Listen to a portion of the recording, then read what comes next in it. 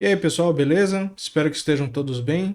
Bem-vindos a mais um vídeo de mecânica clássica. O vídeo de hoje nós vamos tratar de coordenadas generalizadas e vínculos. E a ideia aqui é a gente expandir nossa mente e abraçar uma certa generalização da maneira como nós tratamos as curvas e as trajetórias dos sistemas físicos. Nós temos tratado a física, em especial os fenômenos mecânicos, desde o princípio como um mapeamento entre conceitos físicos e, portanto, dos próprios sistemas físicos em estruturas matemáticas.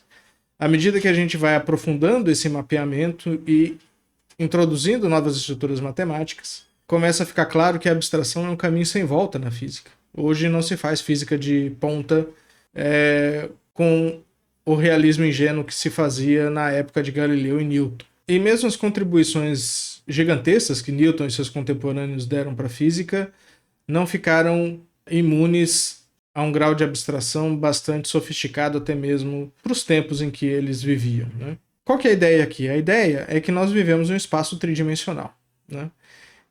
E nós temos réguas e relógios. Só que muitas vezes um sistema mecânico ele não se move num espaço tridimensional, ele às vezes se move num espaço restrito do espaço tridimensional, é um subespaço. O exemplo mais clássico que nós podemos oferecer em 3 dimensões, e nós vamos ver como é que funciona, é o pêndulo simples. O pêndulo simples ele é uma partícula que está sujeita a um potencial gravitacional, mas ele está preso a um ponto fixo por uma linha de comprimento constante.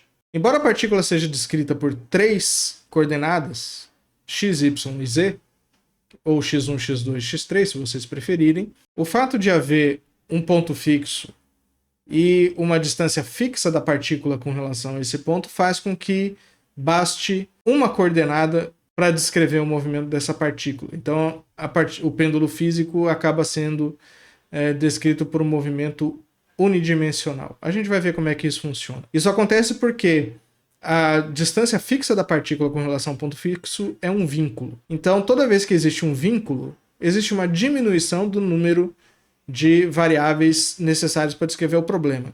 Esse número de variáveis que são necessárias para descrever o problema, nós já tratamos, são chamados de graus de liberdade, tá certo? Vamos ver como é que isso funciona. Primeira coisa que a gente vai fazer, bom, eu coloquei aqui um lembretezinho, né, para eu lembrar de falar dos casos. Mas o caso mais óbvio é a partícula livre em 3 dimensões, tá certo? A partícula livre em 3 dimensões, ela tem 3 coordenadas. Se eu escolher o sistema de coordenadas cartesiano, eu vou chamar de x1, x2 e x3. Essas são as coordenadas cartesianas de uma partícula livre. Se eu quiser utilizar coordenadas esféricas, eu também posso. E também são 3 coordenadas. Como a partícula é livre, o número de coordenadas vai depender da escolha de eixos do sistema de coordenadas. Então, por exemplo, se eu escolher um eixo x1, x2, x3 qualquer, eu sei que as equações de movimento da partícula livre vão ser essas aqui. A minha coordenada x1 vai ser um x1 inicial mais uma velocidade na direção 1 vezes o tempo, né? Por isso que a partícula é livre. E x2 e x3 vão ter a mesma equação, essa equação da linha reta, que vocês conhecem muito bem. Então, aqui eu vou desenhar uma reta. Então, por exemplo, eu sei, olha só que interessante, essa reta aqui em verde, ele é definido por esses pontos A e B. Essa reta aqui, ela pode ser uma trajetória para uma partícula livre. E aí, nesse caso, a partícula utiliza os 3 eixos para se mover. Só que, como a partícula é livre, eu posso escolher um sistema de coordenadas de maneira um dos eixos coordenados, ou x ou y ou z, concorde com a reta da partícula. Se eu fizer isso, seria como se eu, em vez de escolher essa reta para o movimento da partícula, eu escolhesse uma reta, e essa reta vai ser... O que eu queria mostrar aqui nesse desenho, só que eu não consigo ficar girando os eixos coordenados, é que, como a partícula livre anda numa reta, eu posso escolher os eixos coordenados de maneira apropriada.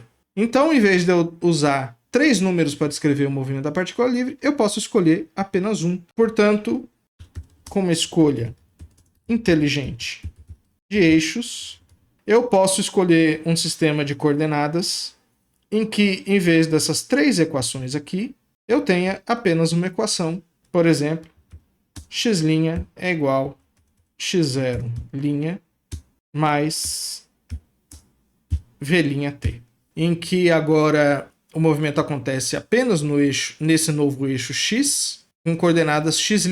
Então aqui eu tenho a posição inicial desse eixo e a velocidade da partícula, que é constante. Então, em vez de 3 variáveis, podemos trabalhar com apenas uma.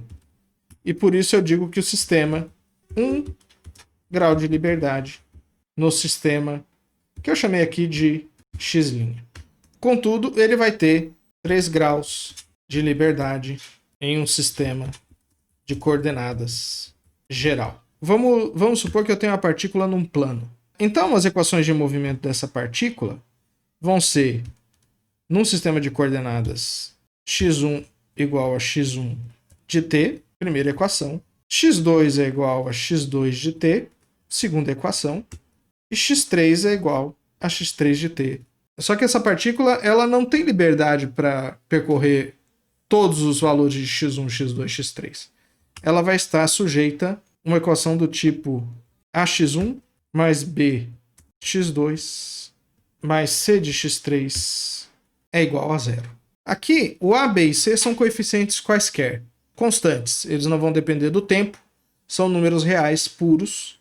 Essa equação aqui, ela vai me definir um plano em R3. Esse cara aqui a gente chama de vínculo. Ou seja, eu estou dizendo que a partícula obedece a determinada equação de um plano em R3. Se a partícula está restrita em um plano em R3, isso significa que o movimento dela não é tridimensional. O movimento é, na verdade, bidimensional. Então aqui eu tenho 2 graus de liberdade para o movimento dessa partícula. Por exemplo, a equação x3 igual a 0 vai fazer com que a partícula se restrinja ao plano x1, x2. Aqui, por exemplo, nesse sistema de coordenadas aqui, o eixo x3 é o eixo em azul. Se o x3 for igual a 0, a partícula vai estar livre para se movimentar aqui nesse plano, que é definido por x3 igual a 0, que é esse plano em cinza, degradê aqui. Tá certo? Então o movimento aqui é bidimensional. Então eu digo que o sistema tem 2 graus de liberdade. Aqui, uma partícula num plano. Então ela se move num subespaço R2, que é um subespaço do espaço euclidiano tridimensional. Então é bem simples. Aí, se eu fizer x3 igual a 0, as equações de movimento passam a ser x1 igual a x1 de t, x2 igual a x2 de t, e o vínculo x3 igual a 0. Como é que nós faríamos, por exemplo, num outro exemplo aqui, na partícula num anel? Voltei para um gráfico XY, né? Bidimensional, bonitinho. Eu vou desenhar aqui um anel, que na verdade é um círculo na origem. Essa equação aqui é uma equação de uma esfera. Então a partícula ela anda sobre esse anel aqui. Quais são as equações que fariam uma partícula andar sobre esse anel aqui? É simples, se você fizer x1 igual a 4 cosseno de t e x2 igual a 4 seno de t, você tem um anel. Se você levar esse ao quadrado mais esse ao quadrado, vai ser igual a 4 vezes cosseno ao quadrado mais seno ao quadrado, cosseno ao quadrado, e 4 ao quadrado vai me dar 16. Então essas duas equações são as formas paramétricas da equação x1 ao quadrado mais x2 ao quadrado igual a 16, tá certo? Que a gente está vendo exatamente aqui. Eu posso tratar esse sistema como se ele fosse uma partícula livre sujeita ao vínculo x1 ao quadrado mais x2 ao quadrado é igual a 16. E quais seriam as outras equações de movimento do sistema? Eu poderia, por exemplo, se eu não tiver nenhuma força externa agindo sobre o sistema, eu poderia colocar, já estou supondo que o anel está em 2 dimensões, mas eu posso colocar também um vínculo em x3 igual a 0. Então aqui eu vou ter, olha só que interessante, x3 igual a 0, x1 ao quadrado mais x2 ao quadrado é igual a 16, e as equações de movimento da partícula seriam essas duas aqui. Eu poderia colocar aqui tranquilamente x3 igual a 0. Como eu tenho 3 equações de movimento e 2 vínculos, Cada um deles me retira 1 grau de liberdade do sistema. Então aqui, esse sistema tem 1 grau de liberdade. Isso fica claro aqui, né? Porque a partícula ela só pode se mover em cima desse anel. Então eu só preciso de uma variável para descrever esse movimento. Qual seria essa variável? Essa variável pode ser esse ângulo θ entre o eixo x e o ponto onde está a partícula, aqui. A melhor maneira de descrever esse sistema é em coordenadas polares. E, portanto, aqui eu vou ter um grau de liberdade, que é um ângulo. Eu posso generalizar isso aqui e fazer uma partícula em uma esfera. Qual que é a equação da esfera? x1 ao quadrado mais x2 ao quadrado mais x3 ao quadrado é igual ao raio da esfera ao quadrado. Muito parecido com um anel, né? Eu vou colocar aqui a janela 3D. Como é que eu faço aqui, por exemplo? Eu vou fazer um x ao quadrado mais y ao quadrado. Perceba que x ao quadrado mais y ao quadrado já me deu uma cônica lá. Mais z ao quadrado. Vou colocar aqui igual a 16 também. Tá ali. Maravilha. Olha só, aqui então eu tenho uma esfera. E uma partícula numa esfera ela está restrita a um espaço bidimensional, que é o espaço da esfera. Aqui nesse caso nem preciso colocar as equações de movimento. Poderiam ser as mesmas, se eu não tiver uma força externa. E aqui no caso eu tenho 3 coordenadas e um vínculo. Então nesse caso aqui de novo, eu tenho 2 graus de liberdade. O ideal é a gente escrever essas equações em termos de R, θ e φ. Mas os 2 graus de liberdade, como o R é constante, vão ser simplesmente θ e φ. Então, olha só, eu tenho 3 coordenadas, um vínculo, 2 graus de liberdade. A coisa segue. Eu ia falar do pêndulo simples, pêndulo composto. Não vou falar. Esses aqui eu vou colocar à disposição de vocês numa listinha de exercícios. Agora, tem um caso do oscilador isotrópico 3D, que eu pedi para vocês fazerem numa lista de exercícios. É possível calcular as equações de movimento desses caras. Que a energia do meu oscilador vai ser igual a meio de m r ponto ao quadrado mais o momento angular ao quadrado dividido por 2m r2 mais 1 meio de m ômega 2 r ao quadrado, que é o potencial. O L ele vai ser igual a m r2 φ ponto seno ao quadrado de θ.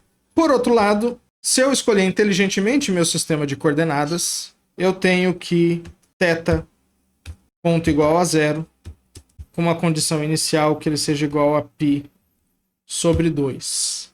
Basta eu colocar o eixo z no eixo de rotação, que é exatamente em cima do momento angular do sistema. Então, essas são as condições do oscilador isotrópico em 3 dimensões. Como é que eu acho as equações de movimento? Basta eu utilizar o fato de que a energia, por exemplo, é uma constante de movimento. Eu derivo essa expressão com relação ao tempo, ela tem que ser 0, tá certo? Então eu vou derivar essa equação. Esse cara tem que ser igual a 0. Note que eu tenho R em ponto em toda a expressão. Posso tirar o R ponto em evidência. Quando eu faço isso, eu tenho essa expressão. Como o R ponto é diferente de 0 no geral, eu preciso que o que está dentro do parênteses seja nulo. Essa aqui é a equação de movimento para R. Se vocês preferirem, vocês podem deduzir da segunda lei de Newton, dá trabalho. Qual é a equação de movimento para θ e para φ? Bom, para θ, nós já temos, está aqui. Essa é a equação de movimento para θ. Θ ponto igual a 0 e θ igual a π sobre 2. Se eu quiser a equação de movimento para φ, eu venho aqui e calculo também dl dt, que tem que ser 0, porque L é uma constante.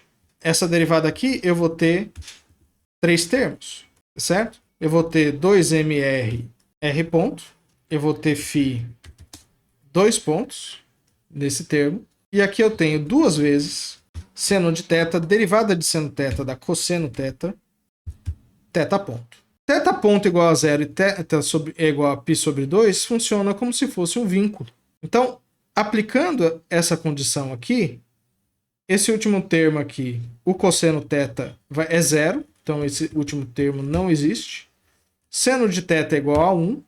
Então, essa equação aqui é extremamente simplificada. Então, a equação de movimento para φ é essa aqui. Eu posso tirar o m, tá certo? Sem nenhum problema. Essas são as duas equações de movimento que eu tenho para R e para φ. E eu tenho um vínculo para θ. Então, esse sistema aqui, que é o oscilador isotrópico em 3D, ele acontece nos graus de liberdade R e φ. Portanto, eu tenho 2 graus de liberdade. Esse oscilador aqui se movimenta também em R2. Dessa vez ele vai se movimentar no plano Z igual a 0, que é esse plano aqui. Nesses exemplos aqui, eu sei que eu estava planejando dar mais exemplos, mas o vídeo vai ficar muito grande. O que acontece com graus de liberdade no geral? Nós falamos só do movimento de uma partícula, certo? Vamos supor que eu tenho aqui N partículas. Quando eu tenho N partículas, eu preciso descrever o movimento dessa partícula N vetores x1 de t, x2 de t, x3 de t e assim por diante, até eu ter a equação de movimento da partícula N. São 3 variáveis para cada partícula. Ou seja, no total, eu descrevo um sistema de N partículas com 3N variáveis. E essas variáveis eu chamo de xi, com o i grande como uma etiqueta para cada partícula. O i vai de 1 até n. Essas são como as variáveis, por exemplo, da partícula numa esfera. Eu tenho 3, x1, x2 e x3. Só que no caso da partícula livre numa esfera, eu tenho uma equação de vínculo, que faz com que o número de variáveis necessários para descrever o sistema caia de 3 para 2. Então, no geral, eu posso ter vínculos. E os vínculos, elas são equações do tipo f de xi igual a 0. E pode até depender da velocidade também. Um vínculo também pode depender da velocidade. Olha, um exemplo aqui é esse vínculo. θ ponto igual a 0, com θ igual a π sobre 2. θ igual a π sobre 2 não é suficiente para dizer que o θ vai continuar constante. Eu preciso dizer que o θ é igual a π sobre 2 e que a velocidade angular na direção dele é igual a 0. Então, é um vínculo desse tipo. E aí eu tenho que cada vínculo diminui 1 grau de liberdade no sistema. Vamos supor que n é o número de graus de liberdade. Se esse for o caso, o n vai ser igual a 3n menos k, em que k é o número de vínculos que o sistema possui. E aí isso nos remete ao que nós chamamos de coordenadas generalizadas. As coordenadas generalizadas são uma descrição do sistema em função dos seus graus de liberdade. Simplesmente isso. Então agora, em vez de descrever o sistema em termos das variáveis do espaço euclidiano, eu posso descrever um sistema em função dos graus de liberdade que ele possui. Então, no geral, quando eu tenho n graus de liberdade, isso implica em n coordenadas generalizadas. Por exemplo, no caso, na partícula numa esfera, os graus de liberdade são θ e φ. Então, é mais conveniente para mim trabalhar com θ e φ descrevendo o sistema. Portanto, esses vão ser minhas duas coordenadas generalizadas. A partícula numa esfera anda em 2 dimensões. O oscilador isotrópico em 3 dimensões, os graus de liberdade são R e φ. Portanto, esses também vão ser as minhas coordenadas generalizadas. Então, esse é o significado de coordenadas generalizadas. Eu posso transformar o sistema de 3 coordenadas para n partículas. Eu posso transformar esse sistema num sistema de n igual a 3n menos k coordenadas generalizadas. Ou seja, eu tenho um vetor para cada partícula. Essas coordenadas generalizadas, a gente tem um nome genérico para elas também. É Q, no geral de... Não sei porque o nome é Q, historicamente são chamados de Q, e a gente coloca um índice. Nesse sistema de coordenadas, a gente vai colocar um índice A, B ou C, e em que aqui o A vai de 1 até o número de graus de liberdade do sistema. Volta para cá. O que a gente viu nessa aula que é importante? Nós vimos que é possível descrever um sistema físico com vínculos a partir dos seus graus de liberdade. Nós vamos ver por que é vantajoso fazer isso e também por que isso implica numa abstração superior da teoria que nós já estávamos trabalhando. Isso não significa que eu preciso trocar de postulados. Isso só significa que eu consigo cavar mais a fundo a estrutura matemática do meu sistema se eu generalizar as minhas noções de coordenadas, de velocidades, de acelerações e etc. Nós vamos ver como é que isso funciona no formalismo lagrangiano.